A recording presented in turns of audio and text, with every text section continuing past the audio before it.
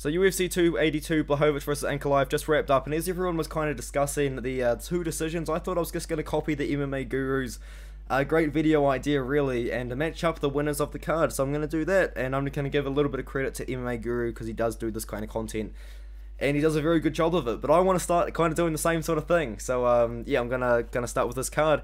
And the reason why I wanted to get started in it was because I wanted to do talk about the Blachowicz versus Ankalaev situation and what we're going to do with the title, this and that.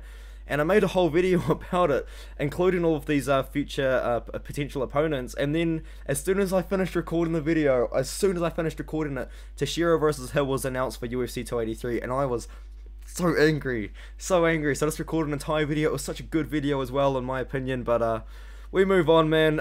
In my opinion, I don't really know what you do with Blachowicz versus Ankalaev.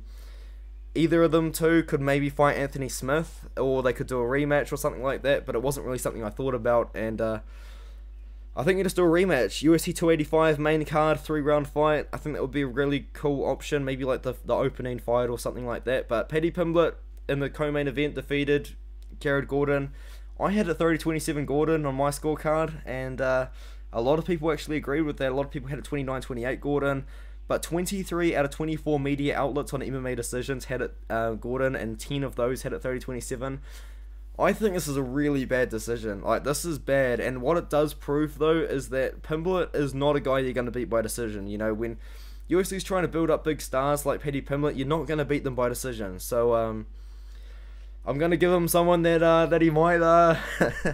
that might not take the fight to decision, and you might think, oh, Drew Dober, oh, Bobby Green maybe, or oh, Terrence McKinney, but the thing is, I think Drew Dober and Bobby Green are matched up against each other, and Terrence McKinney's got a fight booked for UFC 283, so Terrence McKinney's a good option in my opinion, but I think a matchup that could make sense here.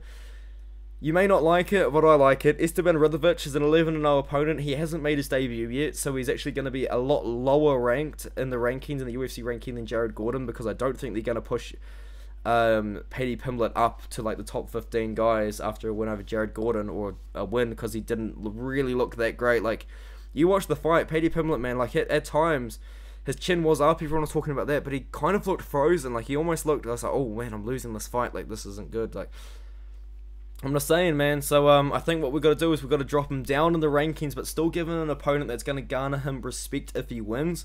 And I'm thinking like UFC 286 in London. Esteban Ridovich is an 11-0 opponent from Argentina. 11 finishes on his record. He just got signed off Dana White's Contender Series 2022, and I just think he's that guy, man. I really do.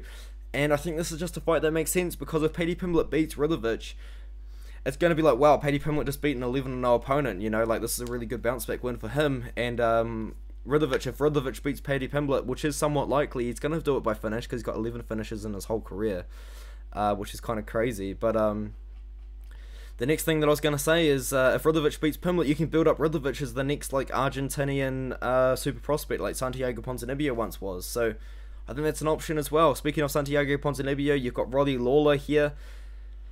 I think that's the original fight that was booked for UFC 282. Lawler pulled out, and on 5 days' notice, Ponzinibbio took on Alex Morono. Alex Morono did step up on short notice, so credit to him. But you've also got to give some credit to Ponzinibbio for, in my opinion, taking on a much more difficult matchup.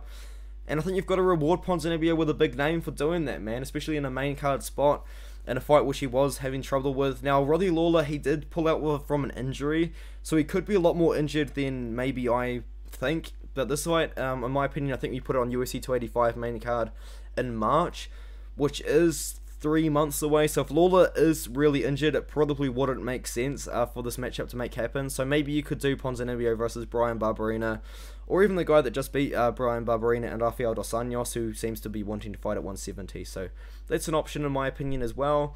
Dricus du Plessis had a somewhat interesting fight against Darren Till. Like, he dominated the first, lost the second, and then the third round was interesting, and then Till just kind of like just tapped immediately as soon as the fight got to the ground. It was interesting, but there's an opponent in my opinion that I think makes a lot of sense rankings wise, because if you look at the UFC rankings here, this is the middleweight rankings here, which I'm going to be highlighting.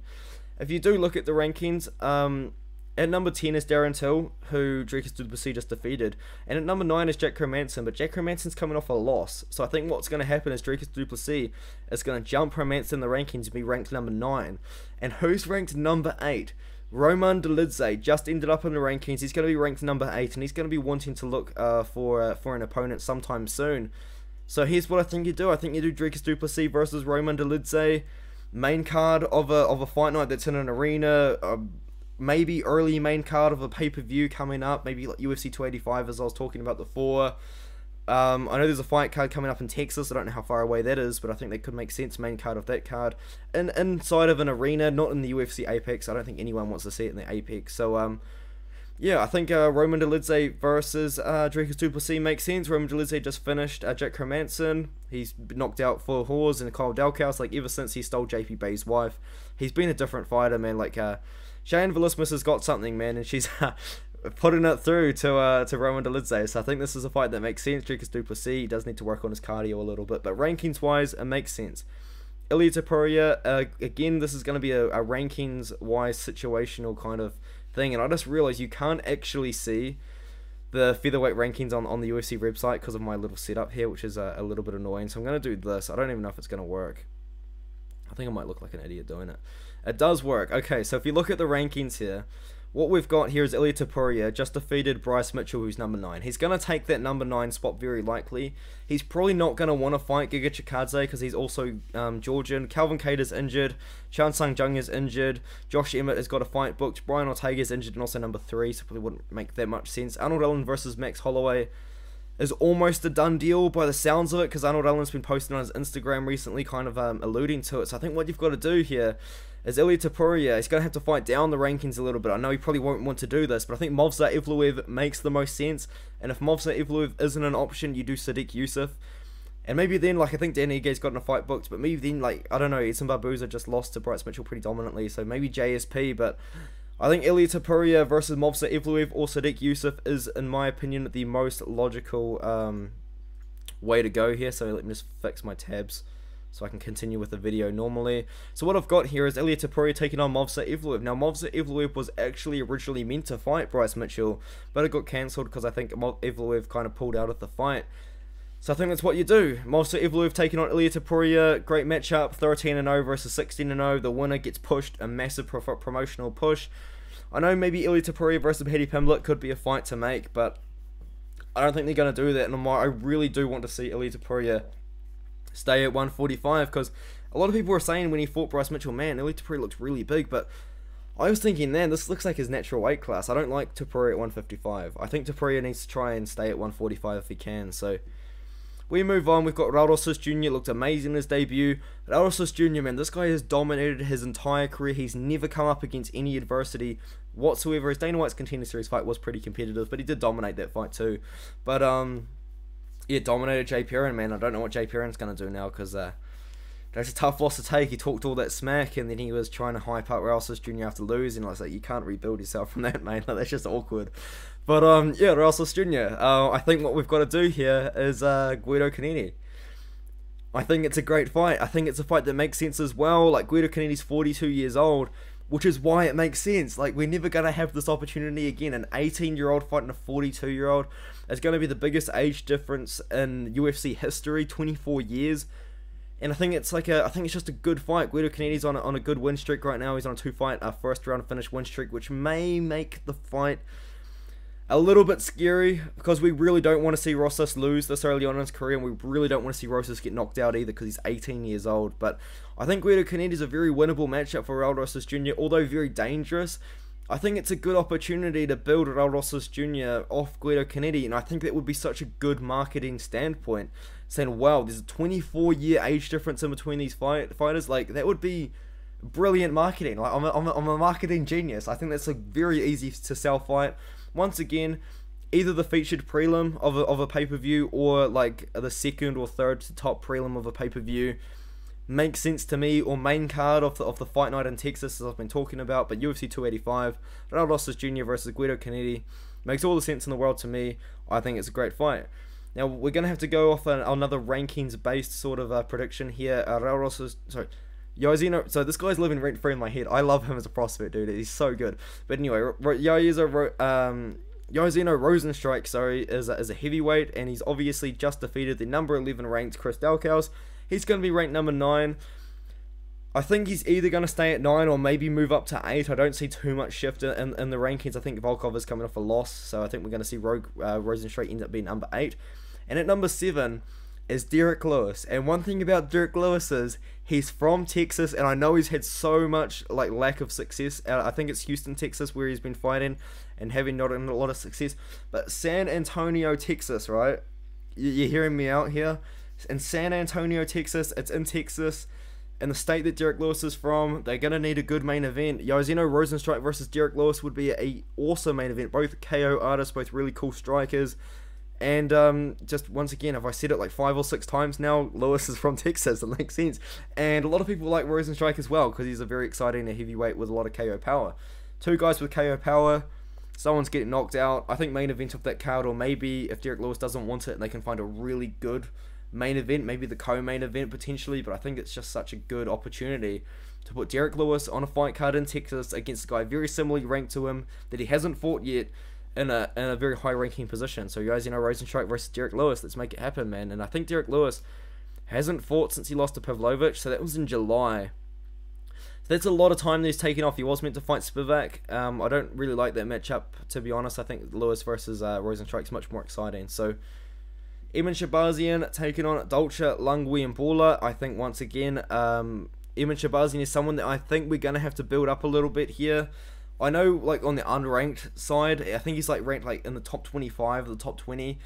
But I don't want to see Emin Shabazian jump straight back in there against like Chris Curtis or like off the top of my head, like Andre Muniz or even someone like Caio Borrelho. I think we're going to have to build up Emin Shabazian again, because although he looked good and looked really cautious and just had a really good game plan in this fight, he still didn't look like the same guy that knocked out Brad Tavares. He still didn't look like the guy that was 11-0, that was 10-0. I feel like we're going to have to build up Emin Shabazian just at least one more fight, and we're going to have to give him a step up in competition. I think the step up in competition that makes sense, it's a very winnable matchup for Emin Shabazian, is Marc-Andre Barriault. Marc-Andre Barriault's a dangerous opponent for anybody. It's a step up from Dolce Lungwiambula, in my opinion, and it's someone that I feel like Emin Shabazian should be able to defeat. He also beat Dolce Lungwiambula himself. I did forget about that when I made this, but I think it makes sense, man. Like, I think Emin Shabazian versus Chidin Jakwani would be a banger as well. Actually, I didn't even think about that, but I think this is the more logical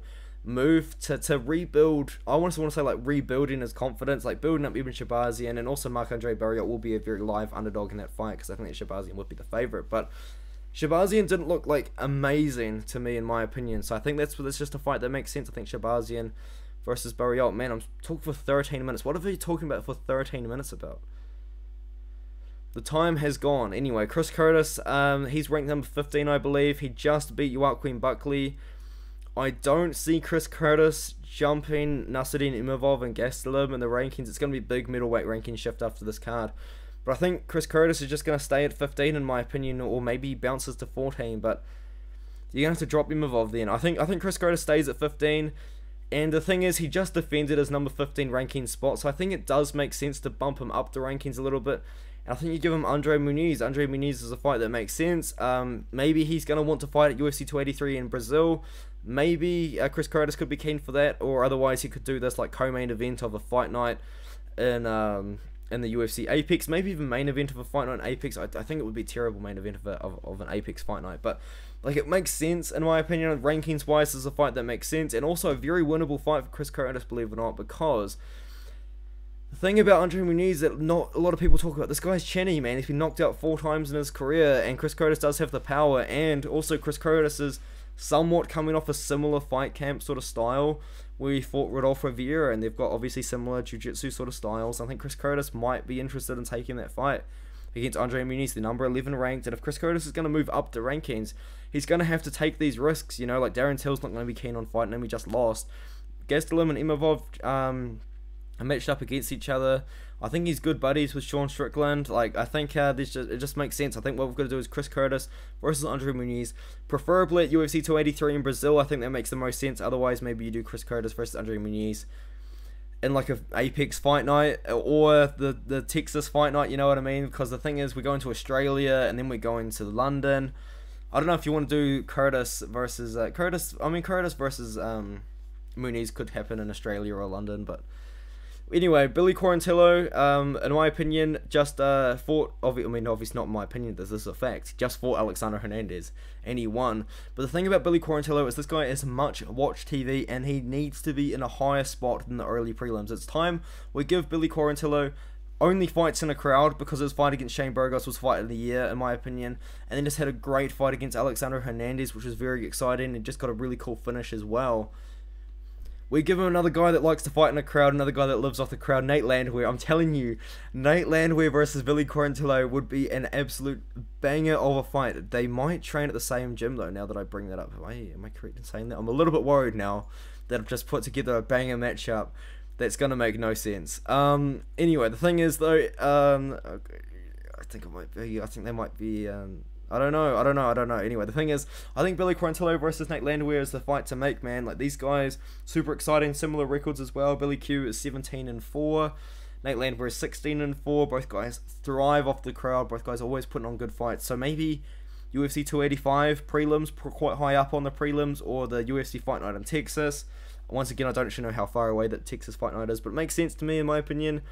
Let's do that.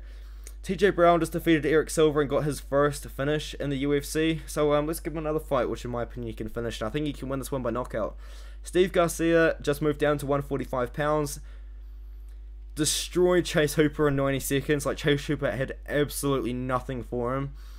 So I think that Steve Garcia versus TJ Brown makes sense. And I think that TJ Brown is very live to win that matchup. And maybe even Steve Garcia, if he shows up like he did against Chase Hooper, could be live to win that matchup too. But I think Steve Garcia, TJ Brown makes sense. Give TJ Brown another opportunity to get a finish, and then maybe you can start moving him up the rankings.